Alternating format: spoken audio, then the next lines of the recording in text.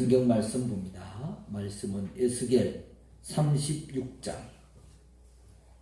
26절과 27절 두 절 제가 봉독해 드립니다. 에스겔 36장 26절과 27절입니다. 또 새 영을 너희 속에 두고 새 마음을 너희에게 주되 너희 육신에서 굳은 마음을 제거하고 부드러운 마음을 줄 것이며 또 내 영을 너희 속에 두어 너희로 내 율례를 행하게 하리니 너희가 내 규례를 지켜 행할지라. 아멘. 인생과 여행은 그래서 신비롭다.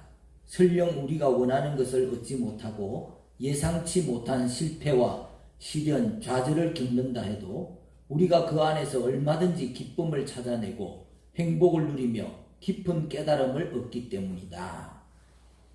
김영하 작가의 여행의 이유라는 글에서 나온 부분입니다. 이 김영하 작가가요, 방학기간 동안에 자기가 소설을 쓸 마음으로 상하이에, 자기를 아무도 모르고 찾지 않는 그런 상하이에 숙소를 구하고 필요한 준비를 다 했는데요.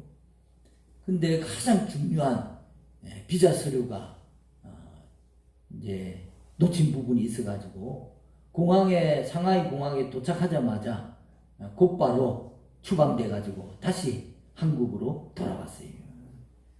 근데 신기한 일은 그때부터 시작되었습니다. 인천공항에 도착하자마자 다시 돌아왔으니까 자기 계획이 다 물거품이 됐잖아요. 그런데 그때부터 뭔가에 홀린 사람처럼 그날부터 그냥 집에 돌아와서 소설을 쓰기 시작해가지고 그 짧은 방학기간 동안에 장편 소설 한 권을 다 쓰고 자기가 평소에도 그렇게 바라던 그 소설가의 꿈을 이루었다는 거예요. 그래서 작가는 참 인생의 신비를 말하는 것이죠. 기대와 다른 현실에 실망하고 대신 생각지도 않았던 어떤 것을 얻게 되는 그런 인생의 신비. 인간이 처음부터 여행 계획 속에 놀랍고 신비로운 일을 넣을 수 있다면 얼마나 좋겠어요. 하지만 누가 일부러 도착지에서 비자 서류가 준비되지 못해가지고 공항에서 그냥 추방당하는 그런 계획을 어떤 사람이 일부러 세울 수 있겠습니까? 예기치 못한 기쁨은 마법처럼 나타나는 것입니다. 의도치 않은 결과와 실패를 통해서 찾아오지만은 딱히 언제 그런 순간이 찾아오는지 사람은 가늠할 수조차 없는 것이죠. 오늘 이스라엘 백성들도 자신들이 바벨론에 끌려올지 꿈에도 생각지 못했을 것입니다. 살면서 나라가 망하고 바벨론에 우리가 포로로 끌려갈 계획을 생각할 사람이 어디 있겠어요? 더 나아가서 포로 생활, 그 고된 생활 속에서 굳은 마음이 제거되고 오히려 이렇게 부드럽고 맑은 마음을 갖게 될 줄 누가 상상할 수 있겠습니까? 그래서 인생은 신비하고 여행은 또한 신비한 것입니다. 이스라엘 백성들은 바벨론 포로 생활 속에서 해방되어서 다시 고국에 돌아옵니다. 하나님께서 약속해 주신 그대로 이루어지는 것이죠. 하지만 귀향은 여호와께서 세우신 계획의 시작에 불과합니다.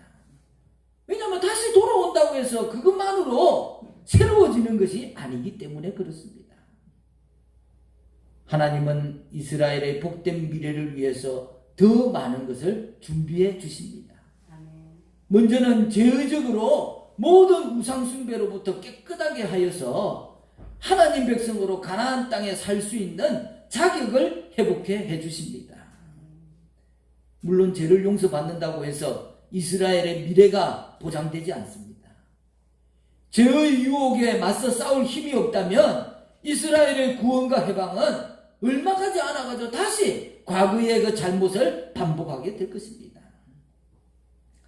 지금까지 이스라엘의 모습을 통해 그들의 한계, 그들의 부족을 잘 아시는 하나님께서 그들이 하나님 말씀을 지키며 살 수 있도록 그들의 영적 무지와 무능력을 치유하여 주시는 것입니다.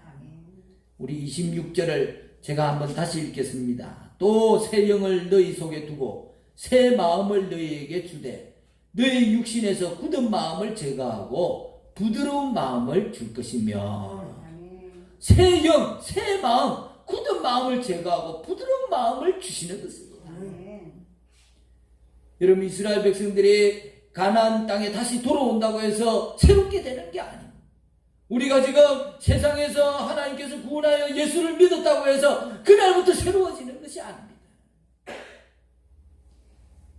굳은 마음은 돌처럼 딱딱한 마음, 멸망하기 전에 이스라엘의 악한 성품, 다시 말해서 예수 믿기 전에 강팍한 인간의 마음을 말하는 것입니다.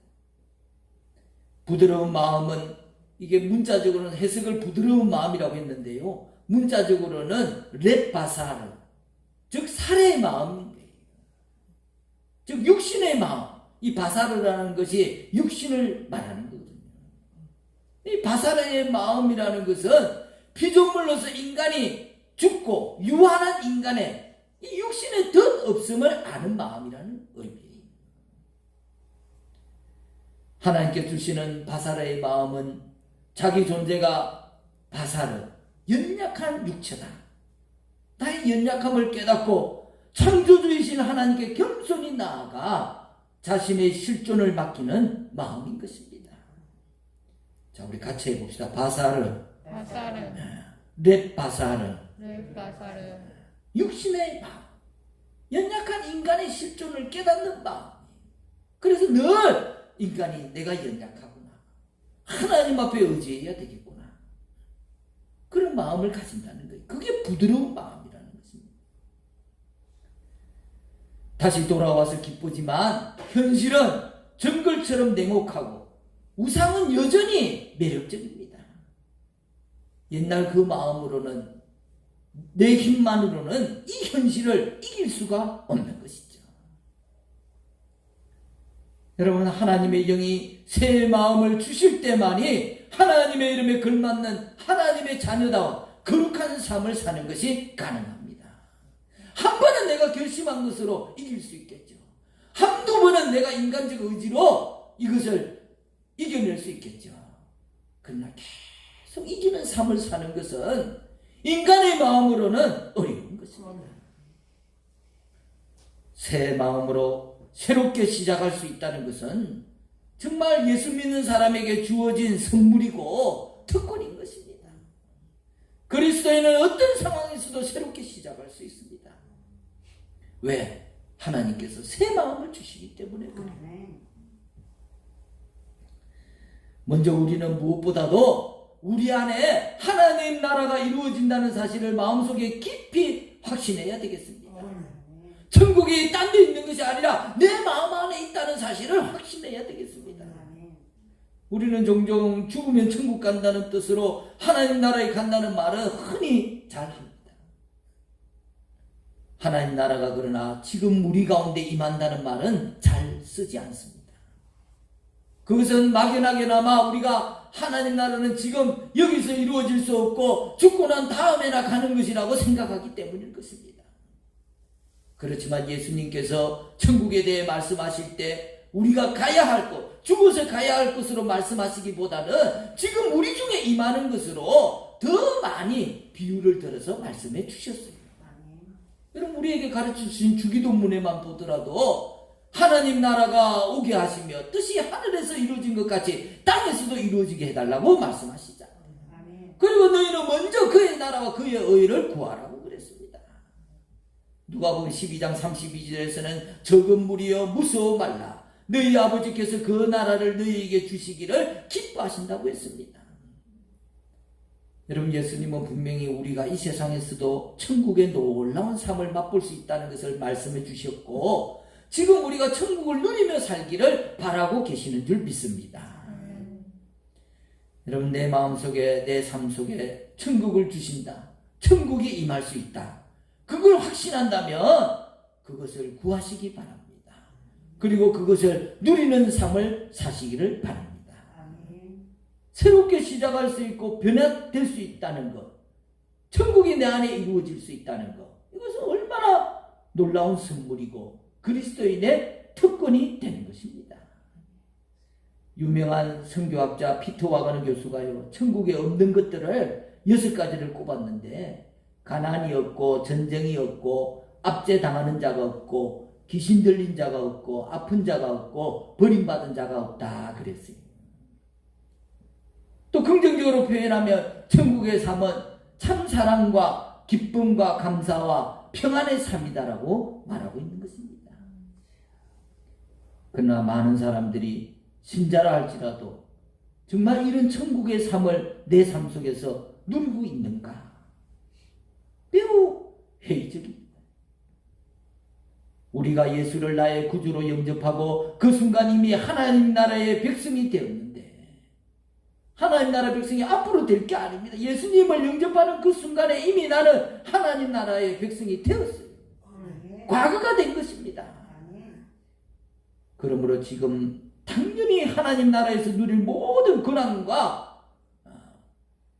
자격이 우리에게 있는 것입니다. 예수님이 계시고 하나님께서 다스릴 수만 있다면 내 마음속에서도, 우리 가정 속에서도, 우리 교회도 얼마든지 천국이 이루어지는 것입니다. 우리가 찬송은 잘 하잖아요. 438장에 보니까 높은 산에 거친 들이 조막이나 궁궐이나 내 주 예수 모신 곳이 어디나 하늘나라. 아니, 찬송은 막 그 어디나 다 하늘나라다. 내가 있는 우리 집이 하늘나라다. 그 찬송 부르고 있으면 거기가 하늘나라가 돼야 되잖아요. 여러분, 우리에게 천국에 대한 강한 확신이 필요합니다. 근데 안타깝게도 찬송은 그렇게 하면서도 진짜 어디에 있든지 그게 하늘나라다라고 믿는 사람들이 많지 않아요. 여러분, 교회의 역사를 보십시오. 교회의 부흥은 천국을 맛볼 수 있을 때 왔어요. 초대교회를 보십시오. 얼마나 놀라운 핍박이 있었습니까? 잡혀가지고 사자의 밥이 됐어요. 예수 믿는다는 이유 하나만으로 끌려가가지고 사자의 밥으로 던져졌습니다.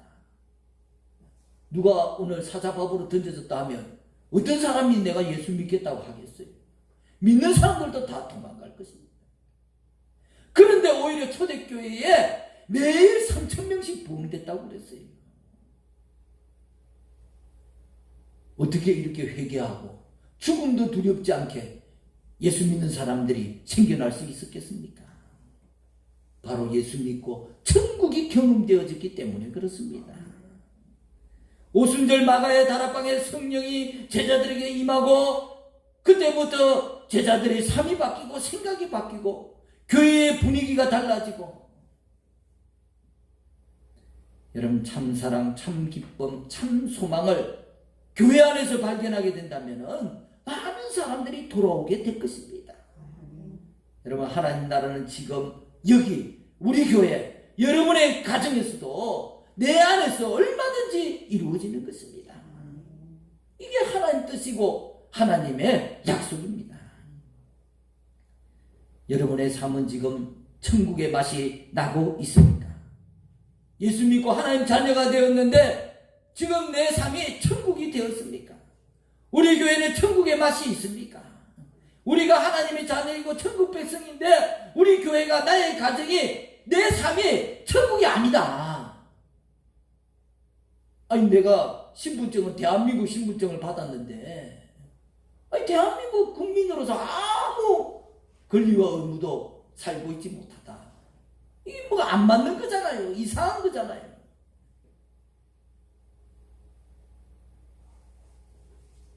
왜 내가 천국 백성인데 천국의 삶을 살지 못하는 것입니까?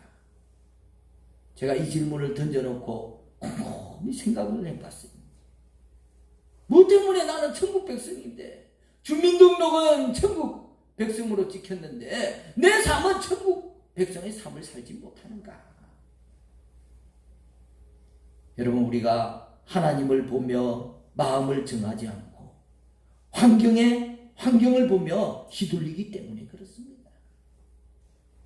하나님께 구하며 살려 하지 않고 마귀가 권세 잡고 있는 세상에서 구하기 때문에 그렇습니다. 한마디로 말한다면 천국에 대한 믿음이 없고 천국의 삶을 이루는 핵심 열쇠의 기도가 없기 때문에 그렇습니다. 여러분, 어렵고 힘들수록 천국이 내 안에 이루어진다는 믿음을 잃어버리지 않기를 바랍니다. 하나님이 천국을 주신다고 그랬잖아요. 오늘 내 주변의 삶이, 내 삶이 지옥처럼 변해가고 있습니까? 하나님이 천국을 주신다고 했는데 그 자리에 천국을 불러오시기 바랍니다. 때를 따라 기도하시기 바랍니다. 하늘나라가 여기에 이루어지기를 원합니다.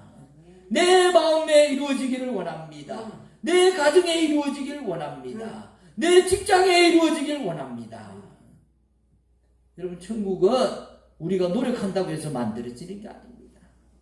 내가 막 힘쓰고 애쓴다고 우리 가정이 천국 되는 게 아니에요. 우리 스스로가 잘 알잖아요. 가정이 지옥처럼 변하는 것이 얼마나 한순간에 일어나는 일인가. 조그마한 갈등도 풀지 못하고 순간에 가정이 지옥이 될 수 있습니다. 여러분, 천국은 하나님이 주시는 것입니다. 그런데 우리가 주셔도 잘 누리지 못하고 여전히 지옥을 만들어 사는 사람들이 있기에 하나님께서 그 주신 것을 누릴 수 있도록 오늘 우리에게 새 마음을 주신다는 거예요. 26절 27절 제가 또 다시 한번 읽겠습니다. 또 새 영을 너희 속에 두고 새 마음을 너희에게 주되 너희 육신에서 굳은 마음을 제거하고 부드러운 마음을 줄 것이며 또 내 영을 너희 속에 두어 너희로 내 율례를 행하게 하리니 너희가 내 규례를 지켜 행할지라. 하나님께서 이스라엘 백성들에게 가나안 땅을 주시고 율법을 주셔서 하나님 나라를 만들어 살게 해 주셨습니다. 그런데 이스라엘 백성들은 전혀 하나님 나라의 삶을 누리지 못할 뿐만 아니라 오히려 실패하고 패망해버리고 말았어요. 그것은 가나안 땅이나 율법의 잘못이 아니고 이스라엘 백성의 마음에 문제가 있었기 때문에 그렇습니다.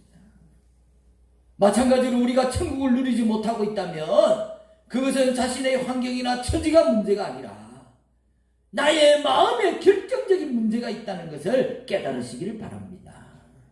내 마음에 문제가 있다는 것을 깨달아야 됩니다. 그걸 깨달아야 천국을 불러올 수 있는 열쇠를 여는 거예요. 내 마음에 지금 문제가 있는 것입니다. 내가 어떤 마음을 먹느냐에 문제가 있는 것입니다. 여러분, 보통 사람 마음속에는 이 세상과 죄를 사랑하고 물질 욕심과 음란과 쾌락과 자랑과 교만이 많은 자리를 차지하고 있어요. 이거 부인할 수가 없잖아요. 그러니까 천국에 대한 천국 생활을 안내하는 하나님 말씀이 들려오면 그걸 받아들이기다 보다는 부담스러워. 그리고 거부하고 밀어내기가 쉬워. 그래서 하나님 말씀은 잘 안 들려옵니다. 여러분, 자녀들에게 부모가 얘기하는 거, 부모 얘기를 어린아이들이 잘 듣습니까? 감사합니다, 기쁩니다, 좋습니다 하고 듣는 게 아니고 부모가 얘기하면 다 잔소리. 좋은 얘기인데 잔소리로 들리는 거예요. 신앙과 삶의 괴리가 거기에서 오는 것입니다. 제가 집에서 있을 때에 낮에 아이들이 소파나 침대에 누워있는 꼴을 못 보는 성격입니다. 낮에 누워있다가는 왜 젊은 애가 누워있냐고 혼이 납니다. 물론 몸이 아프거나 피곤하면 누우실 수도 있겠죠. 하지만 그게 습관이 되면 안 되기 때문에 그렇습니다. 성경에도 때도 있잖아요. 좀 더 눕자, 좀 더 자자 하면 가난이 도둑처럼 온다고 했습니다. 여러분, 성경 말씀이 틀린 게 없어요. 성경에 있는 말씀이지만 그 말을 하면 애들이 들을 때에 그 말이 듣기가 좋겠습니까? 싶겠습니까? 아빠 때문에 억지로 앉아있는 것이 괴로울 것입니다. 되도록 낮에 눕지 않으려고 하는 것이 옳은 말이지만 그게 억지로는 잘 안 되는 것이죠. 성경에 있는 원수를 용서하라는 말씀도 똑같아요. 옳은 줄 알지만 그 실천하기가 어려운 거예요. 주의 일에 헌신하자는 것도 좋은 얘기지만 막상 일하려고 하면 이 핑계가 나오고 저 핑계가 나오는 거예요. 어려운 거예요. 그러나 하고 싶은 마음이 생긴다면 어떻습니까? 하고 싶은 마음이 생기면 어려움이 다 사라지는 거예요. 오히려 감사하고 그걸 하는 게 쉬워지는 것입니다. 이것이 은혜 받았을 때에 이루어지는 것입니다. 그러므로 우리가 뭔가 어렵게 느껴진다면은 그것은 마음이 은혜에서 떠나 있는 증거인 거예요. 하나님께서 말씀을 통해 천국을 누리게 하시기 위해서 먼저 우리의 마음을 수술하십니다. 이것이 바로 이 수술이 바로 예수 십자가 보혈의 피로 인한 회개이고 성령으로 채워주시는 성령 충만의 피인 것입니다. 예수님의 보혈로 우리의 마음의 죄를 다 씻어버리고 성령께서 우리 마음에 들어오셔서 우리를 이끌어 가시는 것입니다. 말씀이 달라진 것이 없고 내 주변이 달라진 것이 없습니다. 달라진 것은 단지 전에는 억지로 하려던 것이 지금은 성령께서 기쁜 마음을 주셔서 기쁘게 하게 되었다는 것입니다. 여러분, 하나님은 우리의 업적이나 하고 있는 일을 보시는 것이 아닙니다. 착각하지 말아야 돼요. 하나님 앞에 내가 뭐 헌금을 어떻게 했느냐, 교회에 어떤 봉사를 했느냐, 뭘 이루었느냐, 그걸 보시는 분이 아니고 하나님은 우리 마음을 보시는 분입니다. 사무엘서 13장 말씀에 보면 잘 나오잖아요. 사무엘이 이새의 아들 중에 왕 세울 만한, 기름 부을 만한 사람을 뽑는 장면이 나옵니다. 사무엘이 볼 때는, 인간적으로 볼 때 맏아들이 최고로 멋있어요. 너무 잘생겼어요. 야, 쟤를 꼭 왕으로 뽑아야 되겠구나. 근데 하나님이 그 사람은 아니야. 그리고 아들들을 다 보고 마지막에 초라한 목동, 가장 볼품없는 못생긴 막내인 다윗을 내 마음에 합한 자라고 그랬습니다. 나의 보는 것은 사람과 같지 아니하니 사람은 외모를 보거니와 나 여호와는 중심을 보느니라. 그 중심을 보신다고 그랬어요. 여러분, 우리 마음을 보시는 것이 얼마나 감사한 일입니까? 외모를 본다면 우린 다 탈락. 저만 탈락이니까.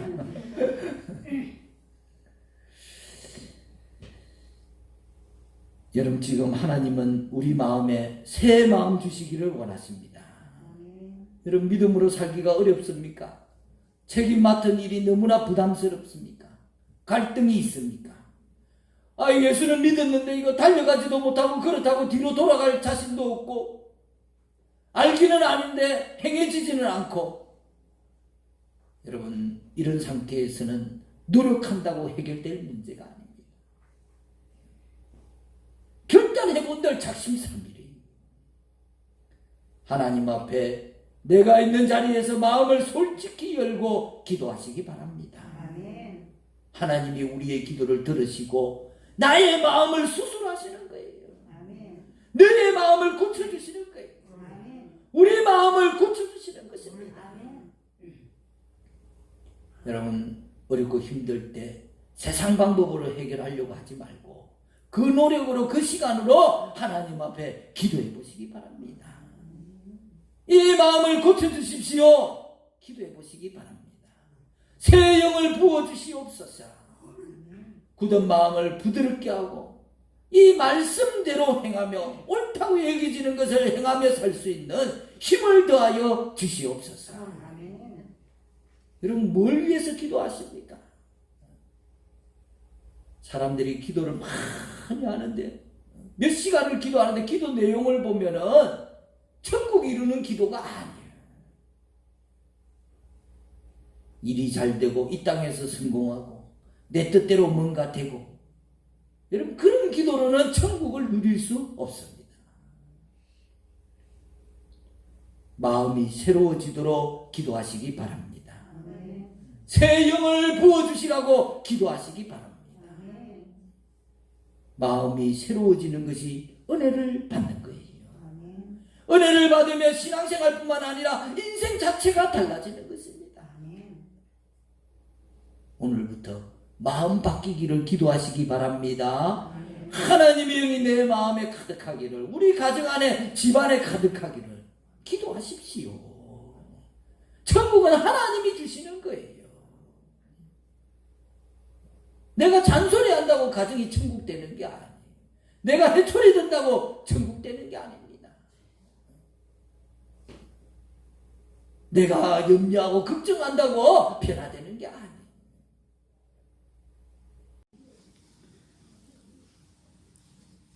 우리 갈릴리 모든 성도들이 성령이 우리 마음에 들어오셔서 마음의 천국이 이루어지고 직장생활, 가정생활, 교회생활에 승리하시기를 간절히 축원합니다.